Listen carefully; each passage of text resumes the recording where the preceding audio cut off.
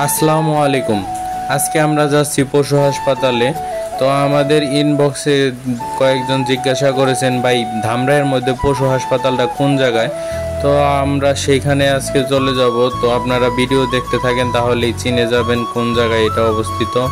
তো আমাদেরও রানীক্ষেতের ভ্যাকসিন লাগবে, সেই হিসেবে আমরাও যাচ্ছি। সবাই থানা রোড পর্যন্ত তো যাইতেই পারবেন স্বাভাবিক। থানা রোড থেকে একটা রিক্সা নেবেন, থানা রোড থেকে রিক্সা নিলে একদম গার্লস স্কুলের সামনেও আপনারা নামতে পারেন, অথবা হার্ডেন্সের সামনে নামতে পারেন।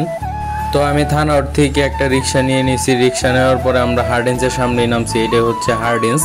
তো আমি এই জায়গায় লেখাপড়া করছি, স্কুল ছিল আমার হার্ডেন্স। তো আমার জীবনের সবচেয়ে সুন্দর সময় কাটাইছি আমি এই হার্ডেন্স স্কুলে। তারপরে ওই জায়গা থেকে আপনার সোজা চলে যাব রাস্তা দিয়ে, তখন বাম পাশে হইতেছিল ধামরাই বাজারে যাওয়ার রাস্তা, আর ডান পাশ দিয়ে হচ্ছে গার্লস স্কুলের রাস্তা। ওই গার্লস স্কুলের রাস্তা ধরে আমরা সামনে আসবো। এই যে হচ্ছে গার্লস স্কুল। গার্লস স্কুল থেকে হাতের ডান মোড়া সাইডে চলে যাব। ডান মোড়ার রাস্তা দিয়ে একটু হাঁটার পরে আপনারা 2 মিনিট হাঁটার পরে আপনারা ডান পাশে ঘুরলেই দেখতে পাবেন যে বড় বড় লেখা আছে পশু হাসপাতাল। তো আমরা চলে আসছি সেই জায়গায়।